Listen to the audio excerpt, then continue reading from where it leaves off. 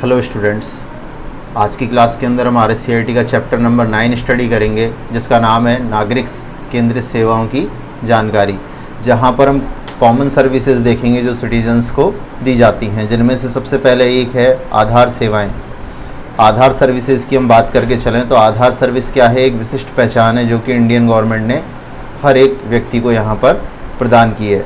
तो 12 अंकों का एक नंबर आपको दिया गया है आपकी यूनिकली आइडेंटिफिकेशन के लिए, जिससे कि आपको पहचाना जा सकता है। तो आप इसकी फुल फॉर्म भी पढ़ सकते हैं। देखो यहाँ लिखा हुआ है unique identification authority of India, यानी कि UIDAI के द्वारा आपको ये आधार संख्या जारी की जाती है, जिसके ज़रिए आपको आइडेंटिफाई किया जाता है।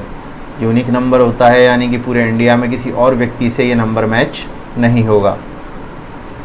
बात आती है कि अगर आपको ये आधार नंबर की सेवा चाहिए, क्योंकि आधार कार्ड कंपलसरी है, बहुत सारी सर्विसेज और गवर्नमेंट बेनिफिट्स को लेने के लिए आपको आधार नंबर की ज़रूरत होती है। चाहे आप इनकम टैक्स रिटर्न भर रहे हैं या फिर किसी भी तरीके की आप स्कॉलरशिप्स का बेनिफिट ले रहे हैं या गवर्नमेंट जॉब्स के लिए अप्लाई कर रहे हैं, तो आधार नंबर वहाँ पर कंपलसरी होता है। तो यहाँ पर आपको सबसे पहले आधार में एनरोलमेंट करवाना होगा अपना, और यहाँ एक टॉपिक है आधार कार्ड के लिए पंजीकरण कैसे करें, यानी किस तरीके से आप आधार नंबर प्राप्त कर सकते हैं, कैसे आप अपना रजिस्ट्रेशन करवा सकते हैं।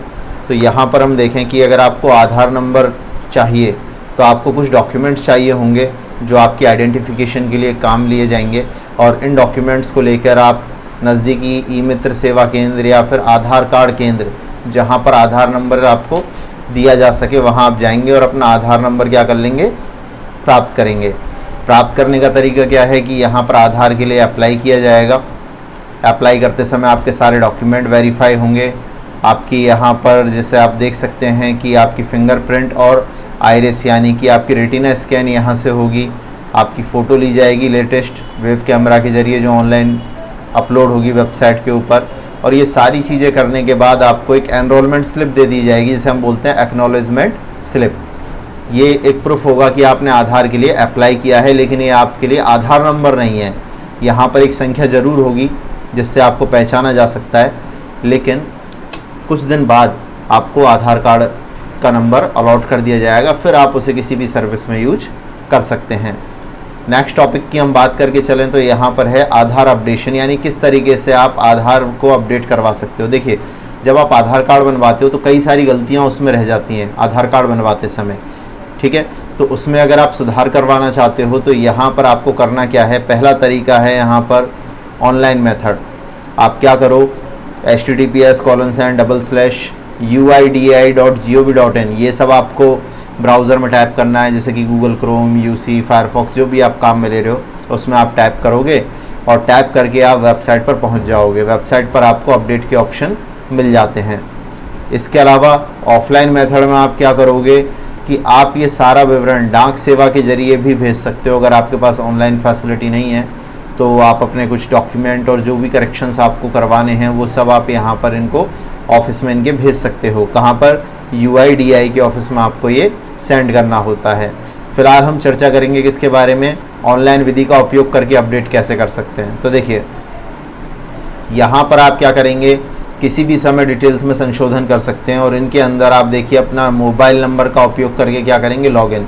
इसके लिए आपको वेरीफाई करने के लिए एक OTP आएगा आपके नंबर पर, जो आप आधार कार्ड बनवाते समय भरेंगे, और उस नंबर पर जो OTP आएगा उसे आप पोर्टल पर डालेंगे, जिससे कि आप वेरीफाई हो जाओगे। और वेरीफाई होने के बाद अब आप अपडेट कर सकते हो।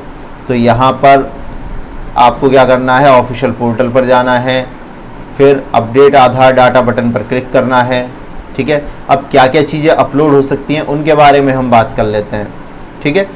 तो यहाँ पर देखिए, नेम, जेंडर यानी मेल फीमेल का अगर करेक्शन आपको करवाना है वो आप करवा सकते हो।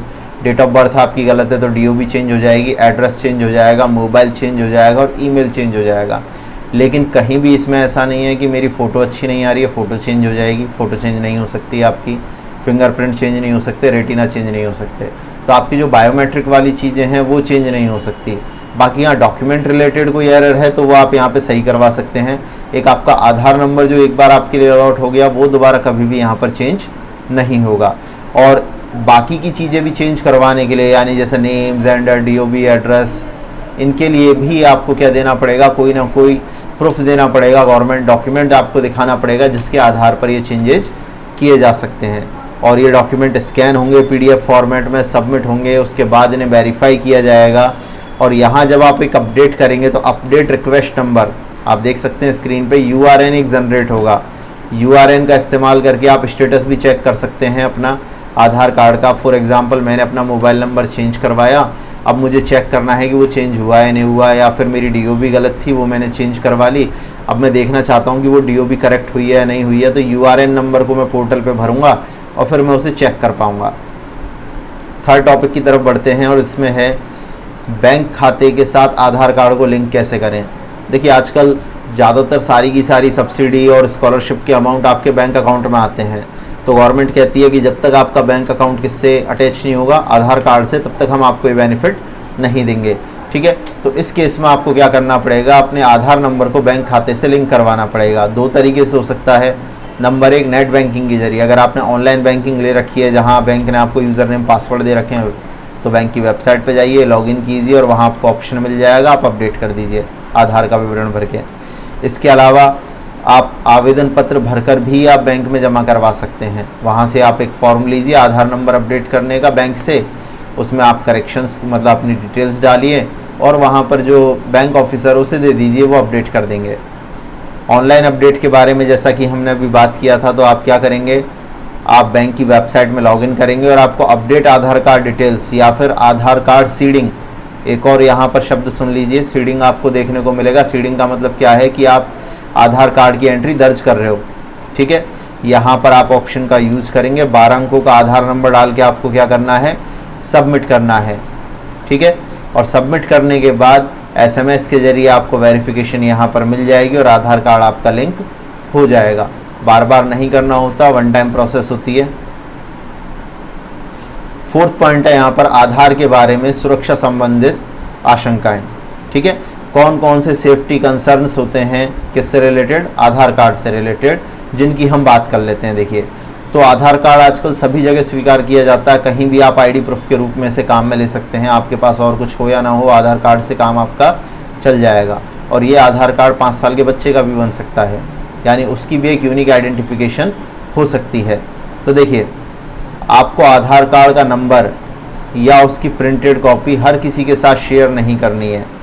सबसे बड़ी बात आपको यहाँ ध्यान रखनी है कि आपको आधार कार्ड का नंबर हर जगह नहीं दे देना है, ना उसकी फ़ोटोकॉपी दे देनी है। जहाँ वास्तव में ज़रूरत है और सामने वाला चीज़ ऑथराइज है, जैसे आपने बैंक को दिया तो बैंक एक ऑथराइज सर्विस है, वहाँ आप दे सकते हैं, पर ये नहीं कहीं भी आप इसे देते रहें किसी को भी। फिर अगर आपको शेयर करने की ज़रूरत भी है तो आप कॉपी या डॉक्यूमेंट को सेल्फ अटेस्टेड करें। ठीक है, और इस पर क्या लिखें, डेट लिख दो और पर्पज़ लिख दो, जिससे इसका दुरुपयोग नहीं होगा। देखिए, कल को आपके आधार कार्ड की कॉपी किसी ने यूज करी, ठीक है, तो गवर्नमेंट आपसे जवाब मांगेगी, क्योंकि आधार कार्ड वहाँ पर आपका लगा हुआ है। ठीक है, अब मैंने जाके बैंक में आधार कार्ड लगाया, हो सकता है वहाँ पर बैंक एम्प्लॉय मेरे आधार कार्ड का दुरुपयोग कर ले, तो उससे बचने के लिए हम क्या कर सकते हैं, आधार कार्ड पर पर्पज़ लिख के कि ये मैंने क्यों दिया है। ठीक है, आधार कार्ड के ऊपर मैं लिख दूंगा खाते को आधार कार्ड से लिंक करवाने के लिए ये दिया गया है, डेट डाल दूंगा और साइन कर दूंगा अपने। ठीक है, अब मान के चलिए इसका उपयोग कोई किसी और सर्विस में करता है, मान के चलिए कि कोई सब्सिडी उठाने के लिए करता है। ठीक है, और फिर मुझसे पूछा जाता है गवर्नमेंट के द्वारा, तो उस आधार कार्ड पे लिखा हुआ दिखेगा कि मैंने तो ये आधार कार्ड किसको दिया था, बैंक को, यानी कि बैंक ने इसका दुरुपयोग किया है, बैंक की जिम्मेदारी हो जाएगी वहाँ पर। तो आप क्या करें, इसका पर्पज़ उस पर लिख दें, डेट डाल दें और अपने सिग्नेचर कर दें। ठीक है, कई स्थितियों में आपको आधार ऑनलाइन शेयर करने की आवश्यकता होती है। अब वहाँ पर आप ऐसा नहीं कर सकते, तो आपको क्या होगा, एक एसएमएस आपके आधार डिटेल्स को शेयर करता है, और यहाँ पर जब आप ऐसी जगह पर इन्हें डालते हो तो आप पहले वेबसाइट को सुनिश्चित कर लें कि वेबसाइट या पोर्टल जो है जहाँ पर आप डिटेल दे रहे हैं वो विश्वसनीय है या नहीं है। ठीक है, जैसे मैंने अब बताया बैंक की वेबसाइट है, कोई इशू नहीं है बैंक की वेबसाइट के ऊपर आप देते हो तो, लेकिन कोई शॉपिंग वेबसाइट है वो आपसे आधार कार्ड मांग रही है, तो इसका कोई पर्पज़ नहीं है। ठीक है, तो वहाँ पर आपको ये चीज़ें नहीं देनी है, और आप कानूनी कार्रवाई भी इसमें कर सकते हैं, कंप्लेंट लिखवा सकते हैं अगर आपके आधार कार्ड का दुरुपयोग होता है तो। ठीक है, चैप्टर 9 का टॉपिक सेकंड हम यहाँ पर लेके चल रहे हैं, जिसमें हम बात कर रहे हैं आयकर विभाग की सेवा यानी इनकम टैक्स डिपार्टमेंट सर्विसेज। देखिए, इनकम टैक्स डिपार्टमेंट भी कम्प्लीटली ऑनलाइन हो चुका है, यानी कि सारी सर्विस आपको इंटरनेट के माध्यम से मिल जाती हैं। अब इन सर्विसेज में सबसे पहले आवश्यक है पैन कार्ड आवेदन और संशोधन। तो सबसे पहले समझ लेते हैं पैन कार्ड होता क्या है। देखिए, इनकम टैक्स डिपार्टमेंट आपको एक पहचान संख्या देता है। जैसे इंडियन गवर्नमेंट ने आपको आधार कार्ड दे दिया जिससे वो आपको पहचान रही है, क्लास में आपको रोल नंबर मिल गया और आपको पहचाना जा रहा है, ठीक है। तो उसी तरीके से टैक्स डिपार्टमेंट भी आपको पहचानने के लिए एक नंबर देता है, जिसे हम बोलते हैं पैन कार्ड नंबर यानी परमानेंट अकाउंट नंबर, ठीक है। उन्हीं लोगों के लिए ज़रूरी है जो क्या करते हैं, टैक्स जमा कराते हैं। जो नहीं कराते वो बनवा सकते हैं। ऐसा नहीं है कि आपने पैन कार्ड बनवा लिया तो आपको टैक्स भरना ज़रूरी है अभी से, लेकिन जब भी आपको टैक्स भरना होगा आपके पास पैन नंबर प्रिपेयर होगा और आप आराम से क्या कर सकेंगे, टैक्स जमा करा सकेंगे। और भी कुछ कारण होते हैं जिनके बारे में भी हम बात करेंगे। देखिए, कई सारी सर्विसेज में TDS का आपने नाम सुना होगा, जो कि टैक्स एक तरीके का इनकम टैक्स ही है जो कटता है। जैसे बैंक में आपने FD कराई और उसका ब्याज अगर 10,000 से ज़्यादा है तो बैंक क्या करेगा, बैंक को लगेगा कि आपको और भी सोर्सेज से इनकम होती होगी, तो वो क्या करेगा, इनकम टैक्स वहाँ से कलेक्ट कर लेगा। तो यदि आपके पास पैन कार्ड है तो आप उस टैक्स को रिक्लेम कर सकते हैं, यानी वापस अपने खाते में मंगवा सकते हैं, क्योंकि ये आपका इनकम प्रूफ है कि मेरे पास एक लिमिटेड इनकम है। देखिए, तो यहाँ पर आपको करना क्या है, ऑनलाइन और ऑफलाइन दोनों तरीके के होते हैं। आजकल प्रक्रिया कम्प्लीटली ऑनलाइन है, तो आप वेबसाइट पर जाएंगे, ठीक है, अपने कुछ आवश्यक डॉक्यूमेंट वहाँ पर लगाएंगे और नया पैन कार्ड आप आवेदन कर लेंगे। कहाँ जाना है आपको, NSDL की वेबसाइट पर आपको जाना है, ठीक है। NSDL की वेबसाइट पर जाकर आपको क्या करना है, ब्राउज़र में आपने साइट खोल ली यहाँ पर, ठीक है, NSDL की, और यहाँ पर आपको फॉर्म नंबर कौन सा चलेगा, यहाँ पर 49A पर आप क्लिक करेंगे और इसे आप भरेंगे। किसको, फॉर्म नंबर 49A को, किसके लिए है, पैन कार्ड के लिए, ठीक है। इसे आप भर देंगे, जितनी जानकारी इसमें मांगी है वो आपको देते जाना है। और लास्ट में ये वेबसाइट आपसे क्या मांगेगी, प्रोसेसिंग फ़ीस मांगेगी और पेमेंट गेटवे पे भेज देगी। पेमेंट गेटवे क्या, वो कंपनी जो आपके खाते से पैसा लेकर इनकम टैक्स डिपार्टमेंट को पैन कार्ड की फ़ीस के रूप में दे देगा।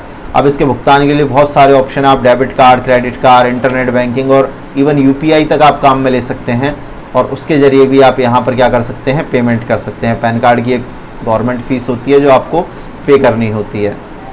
फिर जैसे ही आप फ़ीस पे कर देंगे आपको एक एक्नॉलेजमेंट नंबर मिल जाएगा, यानी आपको एक रिसिप्ट मिल जाएगी, और इस नंबर को डाल के आप अपने पैन कार्ड का स्टेटस कभी भी चेक कर सकते हैं। वैसे तो ये आपको 7 से 10 दिन के अंदर अलॉट हो जाता है, 15-20 दिन में आपके घर भी आ जाता है, लेकिन उसके बाद भी अगर आप जल्दी में हैं और आप देखना चाहते हैं पैन कार्ड के ऊपर क्या प्रोसेस हुई है और नहीं हुई है, तो आप यहाँ से देख सकते हैं, ठीक है। ये सारी चीज़ें हो गई। इसके बाद हम बात करें यहाँ पर इनकम टैक्स डिपार्टमेंट जो है, नया पैन जैसे ही आपका जारी होगा आपके ईमेल पर उसकी डिटेल आ जाएगी और डिस्पैच डिटेल भी आपको मिल जाएगी, यानी कि डाक के जरिए जो उन्होंने भेजा है उसके बारे में भी जानकारी आपको दे दी जाएगी आपकी ईमेल आईडी पर। अब बात करते हैं कि मेरा पैन कार्ड पहले से बना हुआ है और मुझे उसमें कुछ सुधार करने हैं, कुछ चीज़ें गलत हैं जो मुझे सही करवानी है, तो आप यहाँ पे करेक्शन के लिए भी अप्लाई कर सकते हैं। करेक्शन करने पर नया पैन कार्ड बनाया जाएगा आपके लिए और आपको भेज दिया जाएगा, ठीक है। लेकिन आपका पैन नंबर नहीं बदलेगा, ध्यान रखें इस बात का। नए पैन कार्ड बनने का मतलब ये नहीं कि आपका पैन नंबर चेंज हो जाएगा, पैन नंबर आपका वही रहेगा, बस करेक्शंस के साथ नई कॉपी पैन कार्ड की आपके पास आ जाएगी, जिसे आप आगे यूज कर लेंगे। इनकम टैक्स डिपार्टमेंट की दूसरी सर्विस है पैन कार्ड के बाद ऑनलाइन ITR फाइलिंग। ITR का पूरा नाम है इनकम टैक्स रिटर्न, ठीक है। यहाँ भी आप देख सकते हैं हाईलाइटेड किया हुआ है, क्या बोलेंगे इसे, इनकम टैक्स रिटर्न। अब इनकम टैक्स रिटर्न बेसिकली है क्या, देखिए, इनकम टैक्स रिटर्न एक प्रकार की घोषणा है। आप भारत सरकार को ये बता रहे हो कि आपने इन सोर्सेज से इतना इतना पैसा कमाया है, और यदि उस पर टैक्स बना है तो आप उस टैक्स को गवर्नमेंट को पे कर दोगे, और अगर टैक्स नहीं बनता है देन कोई इशू नहीं है, आप केवल एक इनकम डिक्लेरेशन के लिए इसे यूज कर लीजिए। जैसे 2.5 लाख रुपए तक इनकम के ऊपर कोई टैक्स नहीं है, मान के चलिए आपने एक साल में 2 लाख रुपए कमाए हैं तो भी आप ITR फाइल कर सकते हैं। 1 लाख कमाया तो भी कर सकते हैं, 50,000 कमाया तो भी कर सकते हैं, ठीक है। और नहीं कमाया तो नील की फाइल कर दीजिए, कोई इशू नहीं है। ये एक प्रकार की घोषणा है कि आपने इस साल कितना कमाया, कब से शुरू होगा? 1 अप्रैल से लेके 31 मार्च तक का जो समय होता है उसके अंदर आपने जितनी भी अर्निंग करी है उसकी घोषणा हम करते हैं। तो एक फॉर्म होता है जिसमें आप सारी की सारी डिटेल भरते हो, और बेसिकली आजकल ये ऑनलाइन है तो आप इनकम टैक्स रिटर्न ऑनलाइन ही भरोगे, ठीक है। अब इसके लिए आपको करना क्या है, आपकी वार्षिक आय का डिटेल आपको यहाँ पर देना है। क्या क्या चाहिए आपको ई फाइलिंग के अंदर? ई फाइलिंग मतलब इंटरनेट का उपयोग करके इनकम टैक्स रिटर्न भरने में। तो यहाँ पर एक तो आपको चाहिएगा बैंक स्टेटमेंट, जितने ट्रांजैक्शन बैंक अकाउंट में हुए हैं उनका हिसाब चाहिएगा। अगर आप जॉब करते हैं, ठीक है, और आपका TDS कटता है सैलरी के अंदर, तो फॉर्म 16 आपको लेके आना है जिनके यहाँ आप काम करते हैं वहाँ से। और पिछले साल की रिटर्न भी आपके पास होनी चाहिए, ठीक है। अगर है तो फर्स्ट टाइम भर रहे हो तो कोई इशू नहीं है। अब आपको करना क्या है, इनकम टैक्स इंडिया ई फाइलिंग की वेबसाइट पर जाना है। आजकल वेबसाइट का एक और URL यहाँ पर आ चुका है इनकम टैक्स इंडिया के नाम से, तो उसे भी आप यूज कर सकते हैं।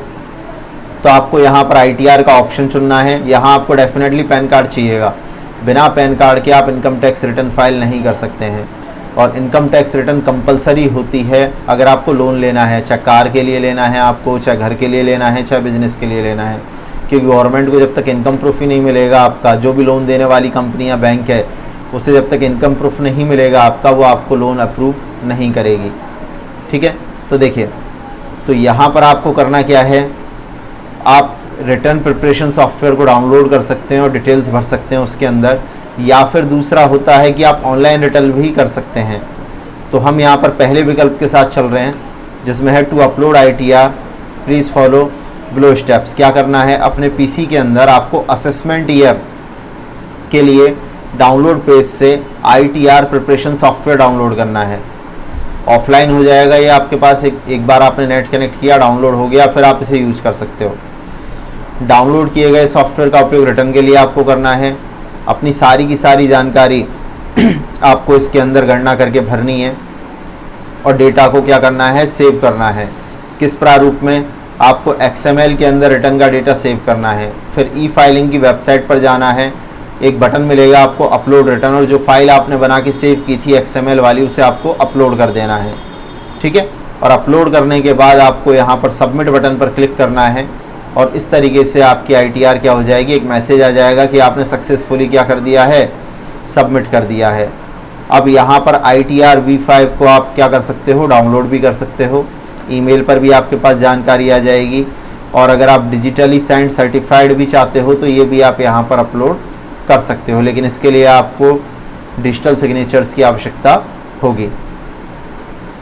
फिलहाल देखिए, सेकंड क्या है, ऑनलाइन जमा कराना, जो सबसे बेहतर विकल्प है आपके पास में कि आप इसे ऑनलाइन भी सबमिट करा सकते हो। क्या करोगे इसके लिए, आपको prepare and submit online ITR button पर क्लिक करना है ई फाइलिंग के अंदर जाके, और यहाँ पर आपको ITR 1 और 4S ऑनलाइन भरे जा सकते हैं, जैसा कि यहाँ लिखा हुआ है, आप ध्यान रखेंगे, ठीक है। ITR 1 और 4S, देखिए इनकम टैक्स रिटर्न जिसे हम ITR बोल रहे हैं उसके बहुत सारे फॉर्म्स हैं अलग अलग तरीके के।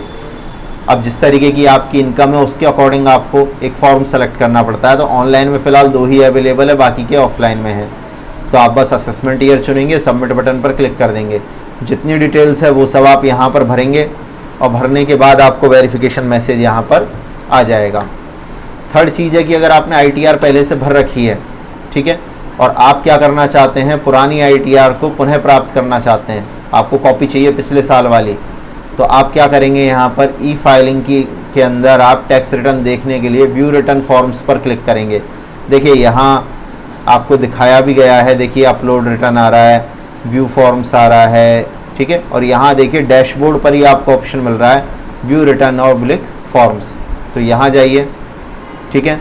और यहाँ जाने पर ITR V5 डाउनलोड करने के लिए आपको एक्नॉलेजमेंट नंबर पर क्लिक करना है।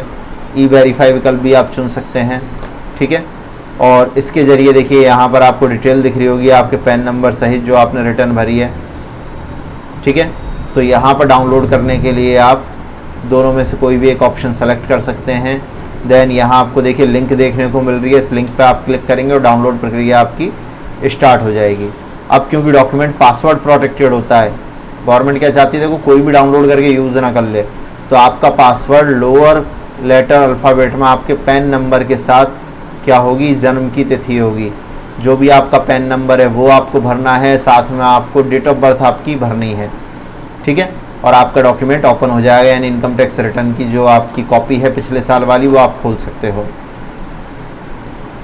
9 चैप्टर की 3rd सर्विस है पासपोर्ट सर्विस। देखिए सिटीजन सर्विसेज हम पढ़ रहे हैं, नागरिकों को कौन कौन सी सेवाएं घर बैठे मिल गई हैं। सारी बड़ी बड़ी सेवाएं जिनके लिए पहले ऑफिसेज में ढेरों चक्कर लगाने पड़ते थे, लेकिन अब ये काम आसानी से हम यहाँ पर कर सकते हैं ऑनलाइन माध्यम से।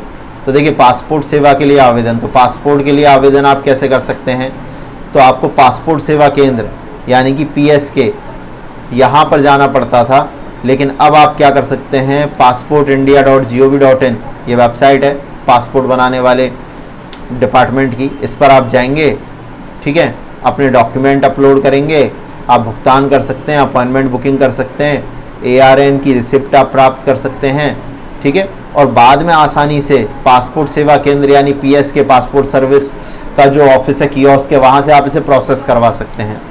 तो देखिए प्रोसेस समझते हैं, पासपोर्ट आवेदन ऑनलाइन जमा कैसे करें, ठीक है।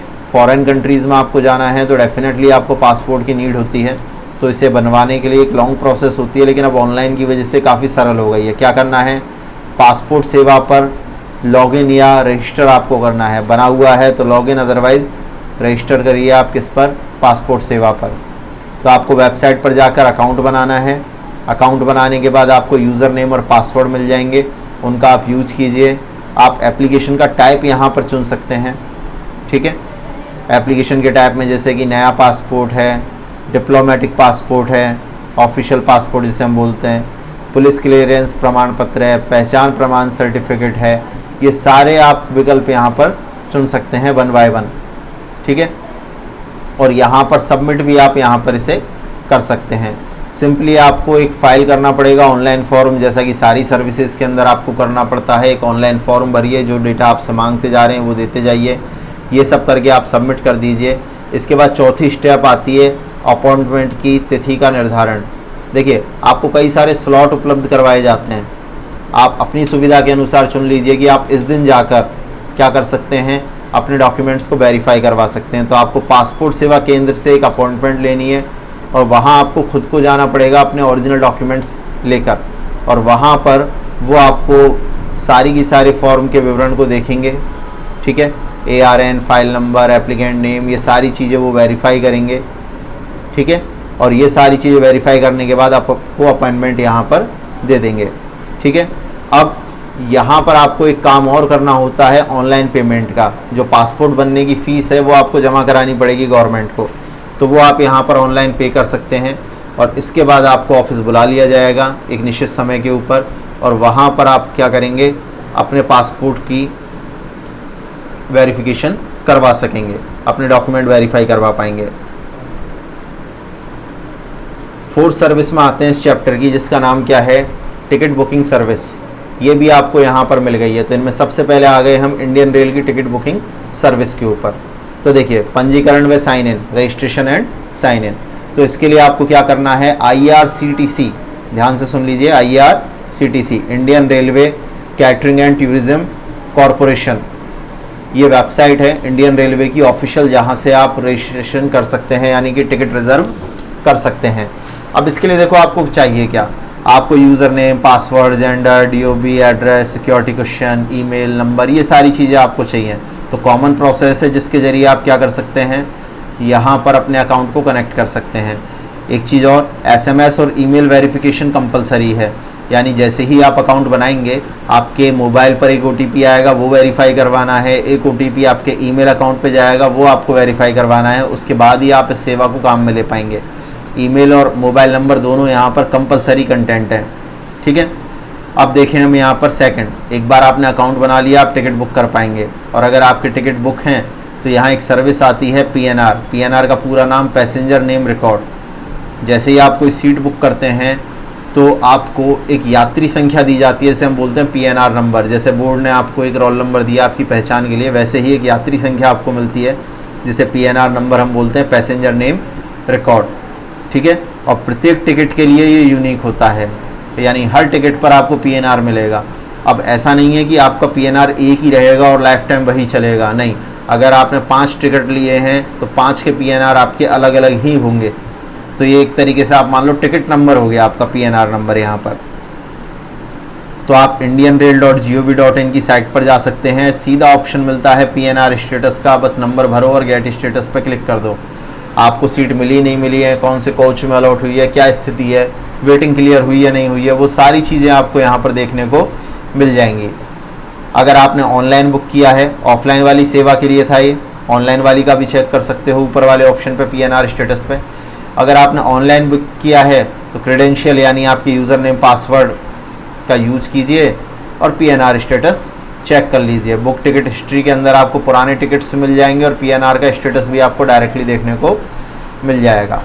एक सर्विस और यहाँ पर मिलती है, टिकट के आगमन और प्रस्थान के बारे में पूछताछ, इंक्वायरी अबाउट अराइवल और डिपार्चर ऑफ टिकट। तो यहाँ पर देखिए एक साइट है inquiry.indianrail.gov.in/NTES, ठीक है। यहाँ पर आप जाइए, यहाँ आपको बहुत सारे विकल्प मिलेंगे जैसे कि स्पॉट योर ट्रेन, ठीक है। आप बस ट्रेन नंबर डालिए और लाइव कंडीशन आपको ट्रेन की मिल जाएगी कि अभी आपकी ट्रेन किस स्टेशन पर है, ठीक है। लाइव स्टेशन आप देख सकते हैं, लाइव स्टेशन का मतलब कि अगले 2 घंटे में इस स्टेशन से कौन कौन सी ट्रेन होके जाएंगी ये आप पता कर सकते हैं। स्टेशंस के बीच में कौन कौन सी ट्रेन उपलब्ध है, जैसे आपको जयपुर से दिल्ली जाना है तो आपको ट्रेन देखनी है कि कौन सी है और कौन सी नहीं है, वो आप देख सकते हैं। आपको यहाँ पे ट्रेन शेड्यूल मिल जाएगा कि ट्रेन कौन कौन से स्टेशन पर कितने कितने बजे पहुँचती है, कितनी देर रुकती है, ये सब आप देख सकते हैं। कैंसिल ट्रेन का ऑप्शन आपको मिल जाएगा, आज की डेट में जो ट्रेन कैंसिल हुई है उनका डेटा आप देख सकते हो। जिनका समय बदला गया है रीशेड्यूल में आप जा सकते हो। और डाइवर्टेड, जिनका रास्ता ही बदल दिया गया है, किसी दूसरे रास्ते होके पहुँचेंगी, ठीक है। बहुत सारे रेलवे रूट हैं तो कभी कभी किसी इमरजेंसी में उन्हें चेंज कर दिया जाता है, तो ये भी आप यहाँ पर चेक कर सकते हैं। अब बात करते हैं टिकट बुकिंग की। तो टिकट बुकिंग में देखिए आपको करना क्या होता है, आप लॉगिन कीजिए अपने यूज़र नेम और पासवर्ड के साथ। सिंपली देखिए यहाँ पे प्लान माई ट्रैवल का ऑप्शन आ रहा है, किस स्टेशन से किस स्टेशन फ्रॉम और टू के विकल्प हैं, डेट का विकल्प है, टिकट के टाइप का विकल्प है, सेलेक्ट कीजिए और फाइंड कीजिए, ठीक है। जैसे ही आप ये करेंगे बहुत इजी इंटरफेस है, आपके सामने ट्रेन्स की लिस्ट आ जाएगी, कौन कौन सी ट्रेन कब कब चल रही है, कितनी सीट खाली हैं, कौन कौन सी क्लासेज उसमें हैं, और ये सारी जानकारी जैसे ही आप किसी ट्रेन पर क्लिक करेंगे, सपोज दैट यहाँ एक ट्रेन पर क्लिक करा तो देखिए डिटेल आ गई यहाँ पर इस तरीके से कि इतनी तारीख को इतनी इतनी सीट इस ट्रेन के अंदर खाली है और आप बुक कर सकते हैं। अब यहाँ देखो अवेलेबिलिटी आ रहा है, जनरल वेटिंग यानी कि यहाँ वेटिंग में चल रहा है, इस ट्रेन के अंदर टिकट उपलब्ध नहीं है, ठीक है। आप यहाँ पर चार्जेस भी देख सकते हैं, बेस फेयर कितना है, रिजर्वेशन चार्जेस कितने हैं और डिफरेंट तरीके के टैक्सेस वगैरह का टोटल भी आप यहाँ पर चेक कर सकते हैं कि कितना पैसा आपका लगने वाला है बुक करने से पहले। अब यहाँ देखिए एक ट्रेन के स्टेटस में दिखा रहा है अवेलेबल का मतलब कि 31 सीट इस दिन मौजूद है, ठीक है। 69 सीट इस दिन मौजूद है, 119 सीट अब मौजूद है। तो ये पूरा का पूरा विकल्प आपको यहाँ पर देखने के लिए मिल जाएगा। अब बेसिकली करना है कि आपने ट्रेन सेलेक्ट कर ली, नेक्स्ट बटन पर क्लिक कीजिए। नेक्स्ट पर क्लिक करते ही आपसे पैसेंजर डिटेल मांगेगा कि भाई यात्रा करने वाले लोग हैं कौन कौन, नाम बता दो, एज बता दो, जेंडर बता दो।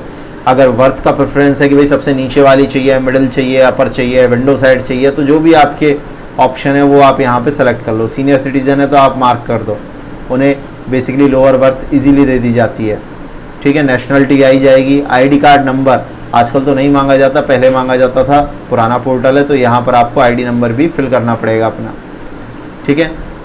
लास्ट यहाँ पर चिल्ड्रंस अगर हैं 5 साल से कम वाले जिनका हाफ टिकट लगता है तो आप उन्हें भी यहाँ पर सेलेक्ट कर सकते हैं।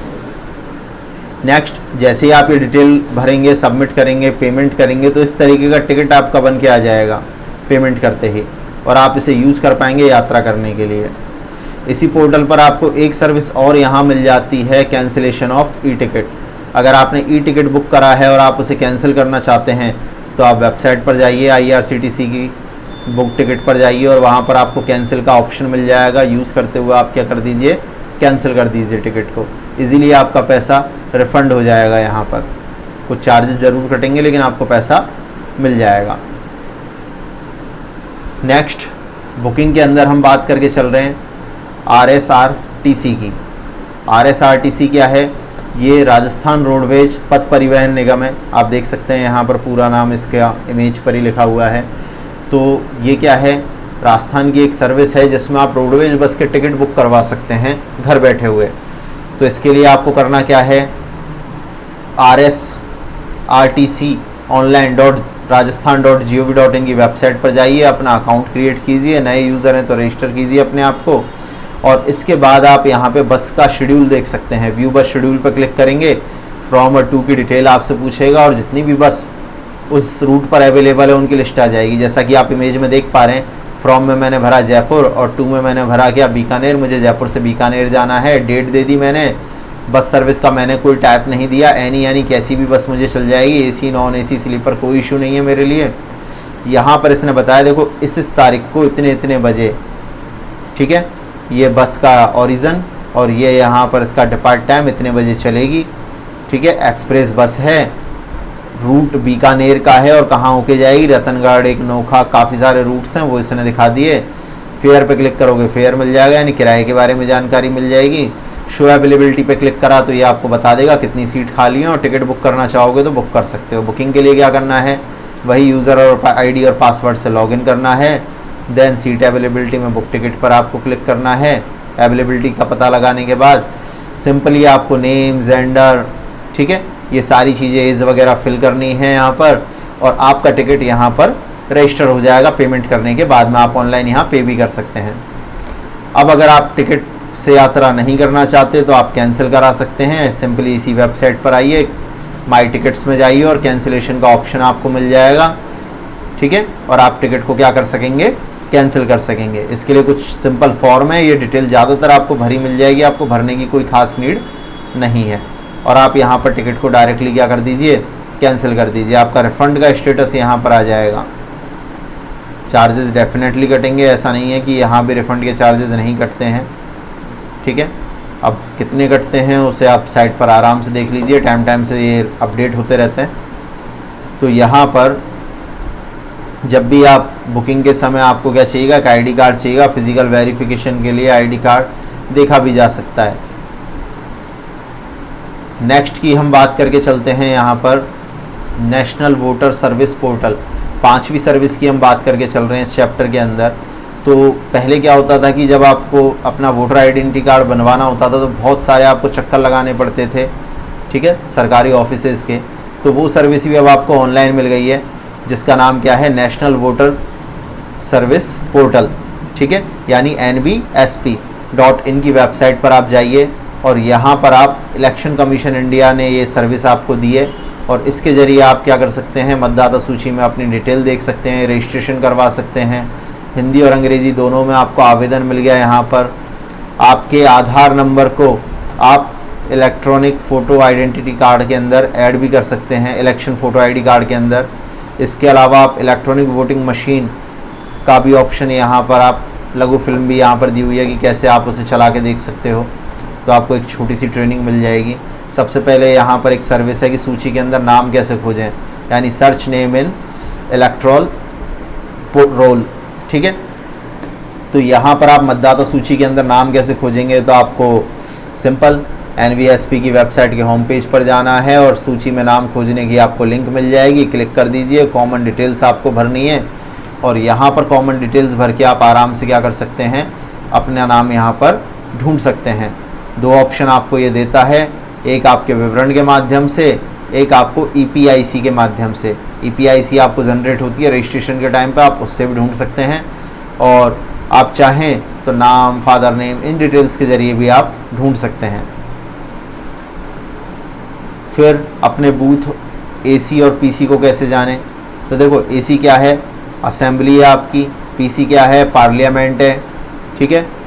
इनको अगर आपको जानना है कि मेरी असेंबली कौन सी लगती है, पार्लियामेंट कौन सा लगता है, तो वेबसाइट पे जाइए, know your booth AC and PC option पर आप क्लिक करेंगे, और जैसे ही आप यहाँ पर क्लिक करेंगे आपको डिटेल्स मांगेगा और आपके बारे में सारी डिटेल यहाँ पर ही आपको दिखा देगा, विवरण आपको मिल जाएगा। अगर आप एक न्यू पर्सन है और आपको रजिस्ट्रेशन करना है, देन आप अप्लाई ऑनलाइन रजिस्ट्रेशन ऑप्शन पर क्लिक कीजिए, और यहाँ पर आप क्या कर सकते हैं, देखिए अप्लाई ऑनलाइन रजिस्ट्रेशन का ऑप्शन यहाँ मौजूद है। फॉर्म 6 एक यहाँ पर आपके सामने आएगा, इसमें name, father name, present address, permanent address, photo, sign, address proof, ये सारी आपको डिटेल्स भरनी है और सबमिट कर देना है। अगर किसी का कार्ड पहले से बना हुआ है, वोटर आईडी कार्ड, और उसमें आपको करेक्शन करवाने हैं, तो इसी पोर्टल पर आके आप क्या कर सकते हैं, करेक्शन भी कर सकते हैं। देखिए इस तरीके का प्रारूप यहाँ पर खुल जाएगा, और फिर जो भी आपको करेक्शन करना है फॉर्मेट के अंदर आप क्या कर दें, करेक्शन कर दें। और करेक्शन से संबंधित जो डॉक्यूमेंट है वो भी आपको अपलोड करने पड़ते हैं। जैसे आपका नाम गलत है, फॉर्म फिल करते समय गलत हो गया, अब आप उसमें सुधार करना चाहते हैं तो आपकी मार्कशीट या फिर आपका आधार कार्ड आपको अपलोड करना पड़ेगा, उसके ज़रिए आप इसे करेक्ट कर लेंगे। नेक्स्ट सर्विस है यहाँ पे एलपीजी सेवा और सदस्यता। देखिए एलपीजी सर्विस भी पहले कम्प्लीटली ऑफलाइन थी, लेकिन अब ऑनलाइन हो गई है। आप आराम से सिलेंडर बुक कर सकते हैं, रजिस्ट्रेशन करवा सकते हैं, तो घर बैठे आपको ये सारी सर्विसेज मिल जाएंगी। जैसे देखिए Indian gas, HP gas, Bharat gas, इन सब की अपनी अपनी एलपीजी बुकिंग की सर्विसेज है। ठीक है, नेट बैंकिंग या क्रेडिट कार्ड के माध्यम से, यूपीआई के माध्यम से आप भुगतान कर सकते हैं। सिंपली वेबसाइट पर जाकर रजिस्ट्रेशन करना है, यूज़र नेम पासवर्ड आपको मिल जाएगा। ठीक है, और ये सब करने के बाद आप यहाँ पर सर्विसेज काम में ले पाएंगे। आप पिछली डिलीवरी स्टेटस भी चेक कर सकते हैं, कितने सिलेंडर आपने मंगाए हैं, ऑर्डर हिस्ट्री आपको पूरी की पूरी यहाँ पर मिल जाएगी। इसके अलावा वितरक परिवर्तन या कनेक्शन की समाप्ति के लिए आवेदन, अगर आप डिस्ट्रीब्यूटर चेंज करना चाहते हैं, उसकी सर्विस अच्छी नहीं है, शहर में दूसरा डिस्ट्रीब्यूटर है, उससे आपको सिलेंडर लेना है कि वो आपके यहाँ पहुँचा दे, तो ये भी आप कर सकते हैं। या आपको कनेक्शन नहीं रखना तो आप कैंसिलेशन के लिए भी यहाँ पर अप्लाई कर सकते हैं। इसके अलावा ये सारी चीज़ें हमने यहाँ पर देख ली। अब केवल क्वेश्चंस इस चैप्टर के बचे हैं जिन्हें आप देख सकते हैं आराम से, मार्क किया हुआ है हमने सारी चीज़ों को। देखिए अथॉरिटी आधार कार्ड जारी करती है तो यूआईडीएआई करती है। पैन आवेदन के लिए कौन सा फॉर्म है, फॉर्म नंबर 49A है यहाँ पर। यूआईडीएआई का पूरा नाम क्या है, unique identification authority of India. Passport के आवेदन के लिए पीएसके का मतलब क्या है, पासपोर्ट सर्विस सेंटर। ठीक है, फिर रेलवे या फिर आप बोल लो कि इंडियन रेलवे में जो पीएनआर क्या है, पैसेंजर नेम रिकॉर्ड, यानी कि टिकट संख्या। ठीक है, इसके बाद हम बात करें राष्ट्रीय मतदाता जो सेवा पोर्टल है। ठीक है, इसमें ईपीआईसी क्या होता है, तो फ़ोटो पहचान, चुनाव पहचान पत्र है ना, फ़ोटो युक्त, तो इलेक्ट्रॉनिक फ़ोटो आइडेंटिफिकेशन कार्ड। फिर आधार क्या है, 12 अंकों की संख्या भी है और जारी किया गया प्रमाण पत्र भी है, पहचान प्रमाण पत्र भी है। फिर हम बात करें IRCTC SMS सर्विस किस नंबर पर उपलब्ध होती है, तो 139 पर मैसेज करना होता है स्टेटस वगैरह चेक करने के लिए, इंक्वायरी करने के लिए। 139 नंबर है इंक्वायरी का, है ना, ट्रेन की। TDS का पूरा नाम क्या है, टैक्स डिडक्टेड एट सोर्स, एक प्रकार का इनकम टैक्स है जो ज़्यादातर एम्प्लॉयज़ का कटता है या फिर कॉन्ट्रैक्टर्स का कटता है। फिर निम्न में से किस अवसर पर राष्ट्रीय मतदाता सेवा पोर्टल की शुरुआत की गई है, तो राष्ट्रीय मतदाता दिवस पर। सिंपल है, कॉमन सेंस लगा के आप कर सकते हैं। नीचे भी यहाँ पर की दी हुई है, आराम से आपके पास बुक है, उससे आप इसे स्टडी कर लीजिए।